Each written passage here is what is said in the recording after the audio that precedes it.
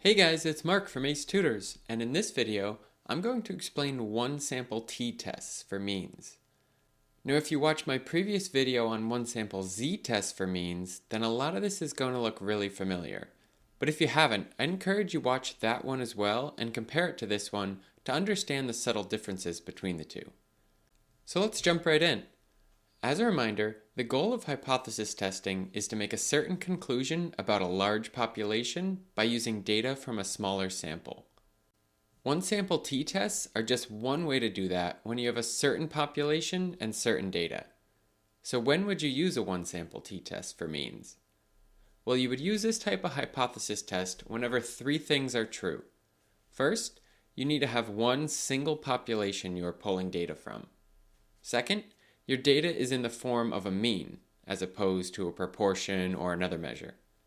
And third, the population standard deviation, sigma, is unknown. If these three things are true, then you would use a one sample t-test. If, however, the first two are true, but the population standard deviation is actually known, then you would use the one sample z-test I covered in the previous video. Now to solve these types of problems, we're going to use the same process we follow for all hypothesis test problems, the 5 C's, which we first discussed in my video covering the idea of hypothesis testing in general. We're first going to create our hypotheses for our particular problem. Then we're going to check certain necessary conditions are true in order to use this one sample t-test method. Next, we'll calculate our test statistic and p-value, compare these to our critical value and alpha value, and finally conclude based on our findings. Alright, let's dive into each of these steps with our first example. Let's say that you've been experiencing a lot of flight delays recently. You look into it and see that the airline you've been using claims that their mean departure time is 5 minutes late, but you're convinced that their flights are more delayed than that. In order to verify your suspicion, you take a simple random sample of 20 of the airline's flights. Your sample has a mean of being delayed 12 minutes with a sample standard deviation of 27 minutes. Assume the population of flight times is normally distributed. At an alpha value of 0.05, test the airline's claim. Okay, first, following our 5 steps, we need to create our null and alternative hypotheses. As always, I like to start with our alternative hypothesis. Our alternative hypothesis, H sub A, is whatever we're testing about the population. This will come in one of 3 forms. It's either that the true mean of the population is less than some value in the problem, greater than that value, or just not equal to that value.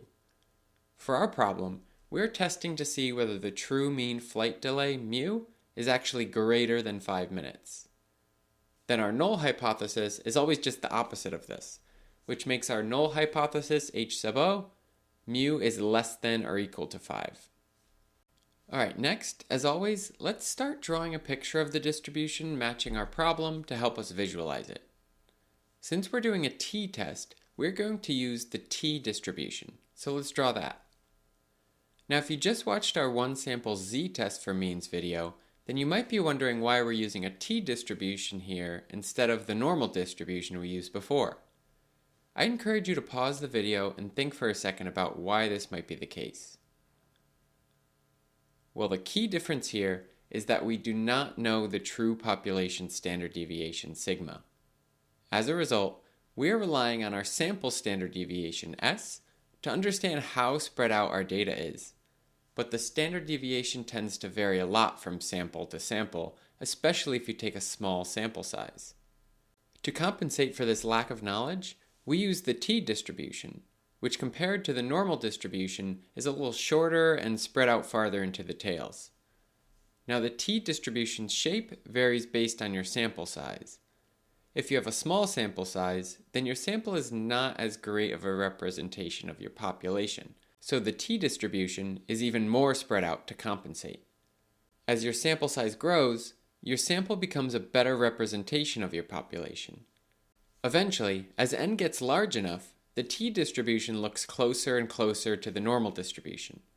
Usually, when n is larger than 30, the t-distribution can be assumed to be close enough to the normal distribution to use that one instead, which is why it's often a condition for running a one-sample z-test for means. If you want more information on the difference between z and t, I encourage you to watch our video on that topic. Okay, now that we know we're using the t distribution, we next want to draw this distribution in the context of our problem. To do that, we draw our distribution assuming the proposed population mean from the problem is correct. The assumed mean mu is 5 minutes, so we're going to center our distribution at this value. Alright, with that added to our distribution, let's set this aside for now and we'll return to it later. Now that we have our hypotheses and drawing, we next need to check our conditions. For one sample t-test for means, there are 3 different conditions that need to be satisfied in order for us to be able to use this test type. Essentially, we're trying to make sure that the data we collected is a good representation of the overall population. The first condition we need to meet is that the data we collect is from a simple random sample of the population, to ensure we picked our data points randomly. The second is that the population that we are taking a sample from is approximately normally distributed. This is especially necessary if the sample size is less than 30. If the sample size is greater than 30, then you're also safe to assume the sampling distribution is normal. So to satisfy this condition, the problem either has to say the population is approximately normal, or the sample size has to be greater than 30. A lot of professors of intro-level stat courses may just use one or the other, so don't be alarmed if you're only used to seeing one or the other for this condition.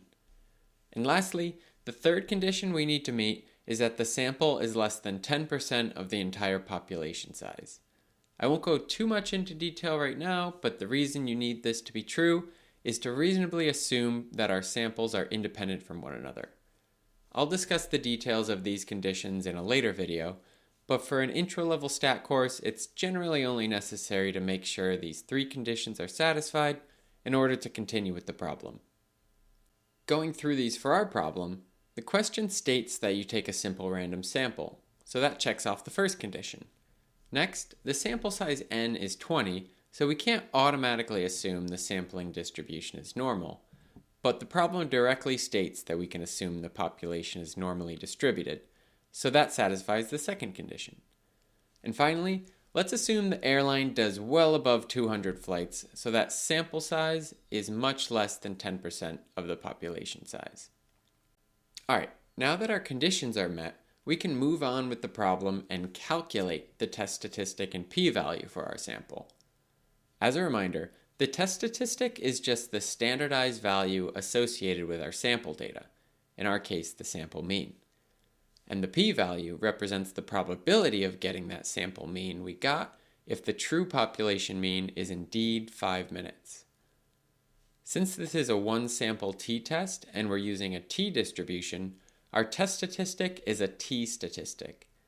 The formula for t for one-sample t-test for means is t equals x bar minus mu divided by s divided by the square root of n, where x bar is our sample mean, mu is our assumed population mean, s is our sample standard deviation, and n is our sample size. Once we have our t-statistic, we can then find our p-value by using a calculator or the tables from class. Okay, now let's calculate these values for our problem. For our problem, we know that the mean from our sample is 12 minutes late. Our assumed population mean is 5 minutes late. The sample standard deviation is 27 minutes, and our sample size is 20. Plugging these into our formula, this means that our test statistic t is 12 minus 5 divided by 27 divided by the square root of 20. Plugging this into a calculator, we get that t equals about 1.16. Now that we have all of this calculated, let's add all of this to our distribution. As I mentioned, our t-distribution is centered at the assumed population mean of 5 minutes. However, when we collected data from our sample, we found that the sample mean departure time for flights was 12 minutes late. Let's say that that is somewhere like here on the distribution. It's obviously greater than our assumed population mean of 5, so this gives some evidence for our claim, but this could have also just happened by chance based on the flights we sampled. To know for sure, we need to calculate the probability of getting the sample data we got. To do this, we first standardized our data from mean flight departure times into t-scores. As a reminder, the t-distribution is always centered at a t-score of 0, so 5 would be converted to 0. And then the t-score for our sample mean, we just found that to be 1.16. Next, to find the p-value, or probability of getting this t-statistic, we can find the area in the distribution from this value to the tail corresponding to our alternative hypothesis. Since we are trying to test whether the true population mean is actually greater than 5 minutes, we would shade the area to the right of our test statistic to find the probability of getting a sample mean of 12 minutes late or more just by chance if the true mean departure time is actually 5 minutes late. Now, to calculate this p-value, I mentioned you could do so either with a calculator or from t-distribution tables. If you had to use the tables, because the t-distribution changes based on your sample size, this is not as straightforward as how you would do it with the normal distribution. If you're allowed, I would encourage you to use a calculator to find the p-value. We will use a calculator for now, but I'll go over how you could use the tables as well at the end of this example if you're interested. For the calculator, we will use this one that's available on our website. I'll drop a link down in the description if you'd like to check it out. First, we need to select whether we're looking for a p-value or a t-value. Since we calculated our t-statistic and we're looking for a p-value, I'll select the t-value to p-value button. Next, we need to select whether our test statistic is left-tailed, right-tailed, or two-tailed. As we just discussed, our test would be right-tailed because we're trying to see if the true mean is greater than 5 minutes. Next, we'll enter our t-statistic of 1.16. Now, one thing you'll notice is that since the t-distribution changes based on the sample size, the calculator needs to know this information to calculate the p-value.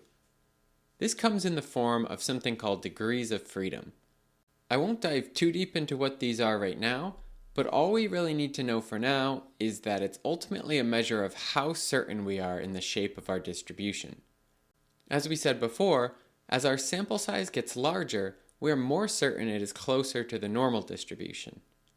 So degrees of freedom are directly related to our sample size, and for one sample t-test, the degrees of freedom are n-1.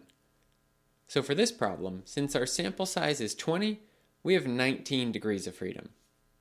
After entering all of this into our calculator, we find that our p-value is about 0.1302. Now that we have our test statistic and p-value, we can compare these to our critical value or alpha value. As a reminder from my previous video, to make this comparison, you can either compare your test statistic to your critical value or your p-value to your alpha value. Since we have our alpha value given in the problem and we just calculated our p-value, let's compare those two. It works out the same no matter which way you do it. Okay, to compare our p and alpha values, we just need to determine which one is bigger or smaller. With a p-value of 0.1302 and an alpha value of 0.05, the p-value is greater than the alpha value. Okay, great. Now that our comparison is done, we can move on to our last step, conclude. If you recall, there are only two conclusions you can make for hypothesis testing problems. We can either reject the null hypothesis and in favor of the alternative hypothesis, or we can fail to reject the null hypothesis.